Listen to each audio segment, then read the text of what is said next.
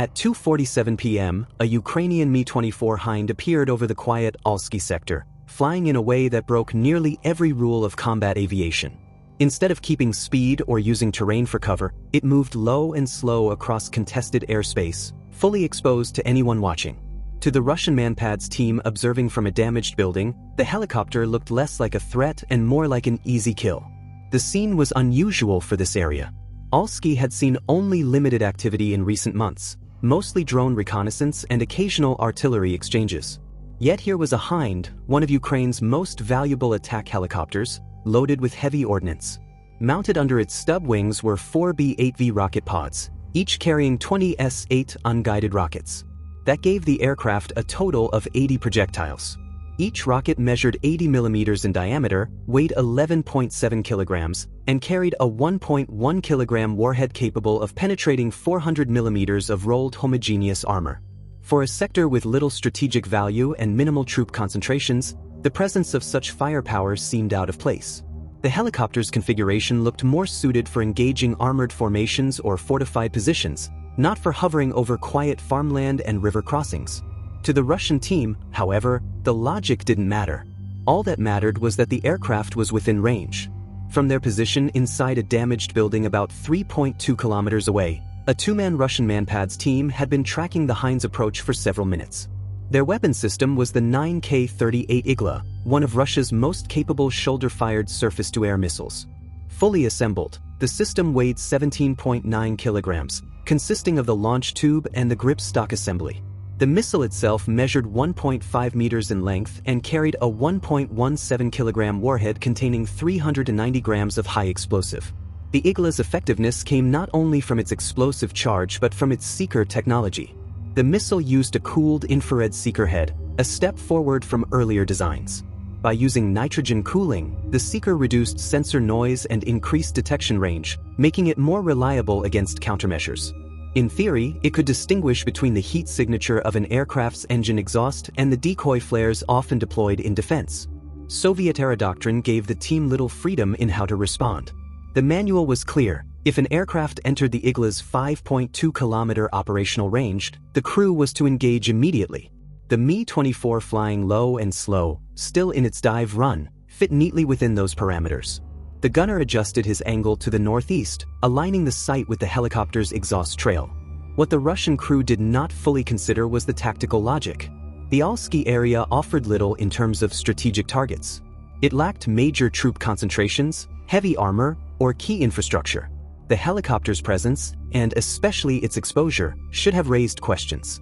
Instead, the clear opportunity to fire overrode caution. As the Russian team finalized their preparations, the Mi-24 began its attack run. The helicopter dipped its nose and rolled into a shallow dive before releasing all 80 S-8 rockets in rapid succession. Fired in a ripple sequence, the rockets accelerated to nearly 610 meters per second as they streaked toward the ground. Within seconds, a wide area below was covered in explosions. The impact pattern was broad and uneven. A significant number of rockets splashed into the Dnipro River, creating tall plumes of water. Others detonated in open fields, kicking up mud and debris. Only a small portion struck actual structures. The result looked more like area suppression than a targeted strike. For such an expensive payload, the attack appeared inefficient. Still, the pattern served a purpose. By spreading across a 500-meter wide zone, the rockets created multiple points of disruption. On the surface, it looked like a wasteful barrage, but the effect on observers was different. To any air defense crew, this type of strike appeared reckless, even inviting. A helicopter exposing itself with a low, inaccurate attack run was the kind of opportunity doctrine insisted could not be ignored. For the Russian manpads team, the situation seemed straightforward. A valuable target had entered their range, and it was flying in a way that looked vulnerable. The chance to fire was too clear to pass up. At 2:48 p.m., just as the last of the S-8 rockets impacted the ground, the Russian operator committed to the shot. The Igla's seeker had locked onto the Mi-24's exhaust signature, and the gunner squeezed the trigger. A white flash marked the missile's launch as its solid-fuel motor ignited, propelling it forward at nearly Mach 1.9. The plume was visible for kilometers as the missile accelerated toward its target. Inside the cockpit, the Mi-24's crew immediately received confirmation of the launch. Their SPO-15 Berioza radar warning receiver, mounted across 4 antennas to provide 360-degree coverage, registered the missile's seeker activity. The system identified the emission type, categorized it, and triggered the appropriate warning tone. A distinct high-pitched pulsing alert indicated an infrared-guided missile in flight. The pilot responded without hesitation. Banking left into a defensive maneuver, the helicopter released a burst of 12 infrared flares. The Mi-24's UV-26 countermeasure system carried up to 192 ppi, 26 flares, each burning at over 2,000 degrees Celsius to overwhelm incoming missile seekers. In that moment, the battlefield filled with competing heat signatures. Dozens of rocket impacts below continued to burn, creating persistent infrared sources. Above, the freshly deployed flares added multiple false targets. The Igla seeker, designed in the 1980s, was not built to distinguish between such a dense cluster of thermal signals. Losing lock on the helicopter, it diverted toward one of the burning rocket impact zones roughly 150 meters away. The missile missed. The Mi-24 remained intact. For the Ukrainian crew, this outcome had been anticipated. For the Russians, the decision to fire had already set in motion a chain of events they could not reverse. The Igla's miss was not the end of the engagement. In reality, the launch itself was the trigger the Ukrainians had been waiting for. The bright infrared plume and the communications traffic associated with the Russian team's firing position provided all the data Ukrainian signals intelligence needed. Within seconds, multiple sensors began triangulating the location of the launch. The plume from the missile's motor was detected, while electronic emissions from the team's radios confirmed the coordinates.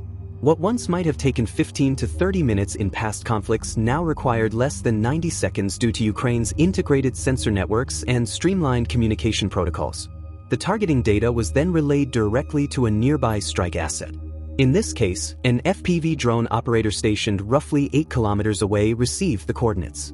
This was part of a deliberate shift in Ukrainian doctrine. Instead of avoiding air defenses, helicopters now exposed themselves to draw fire, trusting that countermeasures and rapid response systems could turn an apparent risk into an opportunity. By firing their missile, the Russian manpads team had revealed themselves. Their attempt to down the Mi-24 had effectively started a countdown. Every minute that passed while they packed up their system and prepared to relocate brought them closer to retaliation. The choice of the Alski sector made this tactic even more effective. In a busier combat zone, a missile launch might go unnoticed in the chaos of ongoing battles. Here, in a quiet sector, one launch stood out immediately, ensuring that Ukrainian intelligence assets could lock onto it without distraction. By 2:49 p.m., the FPV drone operator had confirmation and began preparing his platform. At 2:49 p.m., minutes after the Igla launch, the Ukrainian FPV drone operator powered up his platform. The drone itself was a modified commercial quadcopter, outwardly similar to consumer models but adapted for combat. Instead of a camera gimbal, it carried a 1.5 kilogram explosive charge, a payload designed to be effective against both personnel and equipment. The drone lifted off and quickly leveled at an altitude of about 50 meters, chosen to avoid both radar detection and easy visual spotting. Flying low over the terrain kept its profile small while allowing steady control through first-person view. From this altitude, the drone's small size, plastic frame, and electric motors gave it a negligible radar cross-section and almost no thermal signature. The Russian manpads team, meanwhile, remained focused on their post-launch procedure. After firing, doctrine required them to disassemble the system, disconnect the launch tube from the gripstock, dispose of the spent battery coolant unit, and secure each component for transport. Even under ideal conditions, this process could take 4 to 6 minutes. In the muddy terrain near the Dnipro River Delta, it took longer. This period of disassembly created a predictable vulnerability. While the two soldiers managed the 17.9 kilogram system, their attention stayed fixed on equipment rather than on security. This task fixation was exactly the window Ukrainian operators trained to exploit. By 2:54 p.m., 5 minutes after launch, the drone had closed much of the distance. Through the FPV camera feed, the operator could already see the outline of the building and the two figures moving near its entrance. The final stage of the strike was now minutes away. By 2:54 p.m., the Ukrainian FPV drone was closing in on its target. The operator, viewing through the onboard camera, adjusted altitude and speed to keep the quadcopter steady as it crossed the last kilometers of open ground. Flying low at 50 meters, the drone blended into background noise, its electric motors producing only a faint, high-pitched whine that could be heard no more than a few hundred meters away. At the Russian position, the two-man team was still engaged with their equipment. The Igla system, while considered man-portable, was cumbersome to handle during recovery.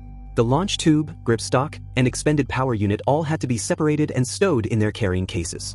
The soldiers moved awkwardly through mud and debris, burdened by the nearly 18 kilograms of equipment, and appeared unaware of the approaching drone. This delay was critical. In earlier conflicts, a team could expect to relocate after a launch and avoid counter-battery fire, since enemy response times were often measured in tens of minutes. But in this case, the Ukrainian response cycle had been compressed to under 10 minutes. The window the Russians relied on for survival no longer existed. By 2:55 p.m., the drone had visual confirmation of the target. Through the feed, the operator observed the soldiers struggling near the damaged building, their attention still directed at their equipment. The approach path was clear. The drone's small size and low profile meant detection would only come in the final seconds, leaving the Russian crew with no realistic chance to react. At 2:55 p.m., the Russian soldiers finally reacted. The faint sound of the drone's rotors, now within 100 meters, reached their position. Recognition came instantly. The distinctive high-pitched whine of an FPV drone was a sound every frontline unit had learned to fear. But recognition did not equal time. With equipment in hand, mud underfoot, and no prepared cover nearby, their options were limited. The Ukrainian operator adjusted the drone's trajectory for the final dive. The onboard camera feed showed the two soldiers framed against the structure, still carrying components of the Igla system. With a small correction to its angle, the quadcopter accelerated downward, its warhead aimed at the center of the group. At 2:56 p.m., exactly 8 minutes after the Igla launch, the drone struck. The 1.5-kilogram explosive charge detonated on impact, producing a blast sufficient to neutralize both personnel and equipment. The building's facade absorbed part of the explosion, but the confined space amplified its effect, leaving the manpads system destroyed. The strike ended the engagement. One missile launch had led directly to the elimination of the crew that fired it. The Mi-24 that had drawn the attack remained operational, and the Russians lost not only 2 trained operators but also one of their limited Igla units. For Ukrainian forces, the result validated the tactic: deliberate exposure, forcing enemy engagement, followed by rapid counteraction. Within hours of the strike, Russian communications across the sector reflected the consequences. Radio traffic indicated confusion and concern among other manpads crews. Reports of the destroyed team spread quickly, and with them came new instructions: avoid launching unless specifically ordered. This change had immediate operational effects. The strength of man-portable air defense systems lay not only in their numbers but in their ability to react quickly and independently. Forcing operators to delay or seek authorization introduced hesitation into a system that depended on speed. Even a few seconds of doubt could mean the difference between a successful engagement and a missed opportunity. For Ukrainian aviation crews, the impact was significant. A helicopter like the Mi-24, normally a high-value target, could now operate with greater freedom in areas where Russian teams hesitated to fire. The threat of drones arriving minutes after a launch had created a deterrent effect, reducing the overall effectiveness of Russian air defense coverage. In quieter sectors such as Alski, the psychological impact was amplified. With little regular activity to mask individual events, every launch and its consequences became a clear signal to other units in the area. The lesson was simple: firing at Ukrainian aircraft could quickly lead to exposure and elimination. What began as a single helicopter sortie had reshaped the behavior of air defense units across the line. The Alski engagement demonstrated more than just the destruction of a single Russian manpads team. It highlighted a shift in Ukrainian helicopter tactics. Traditionally, rotary wing aircraft avoided air defense zones, relying on terrain masking, standoff munitions, and speed to minimize risk. Here, the approach was reversed. The helicopter had exposed itself deliberately, drawing fire in order to reveal the position of enemy operators. This doctrine depended on several factors working together: the reliability of countermeasures such as flares, the predictable limitations of older missile seekers, and the integration of intelligence and drone assets into a compressed response cycle. By reducing the time from missile launch to counterstrike to under 10 minutes, Ukrainian forces turned the act of firing into a liability for the adversary. For Russian crews, the outcome created hesitation. The fear of rapid retaliation meant that launching at a target could carry as much risk as allowing it to pass. Over time, this eroded confidence in independent action and weakened overall coverage. The Alski incident was not unique but part of a larger pattern. By selecting quieter sectors for such operations, Ukraine ensured that each event stood out and carried maximum psychological weight. The destruction of one team sent a message to many others: exposure could follow engagement almost immediately. By the end of the day, the Mi-24's brief sortie had achieved more than a rocket strike ever could. It demonstrated a method of turning risk into advantage, reshaping the battlefield balance one engagement at a time.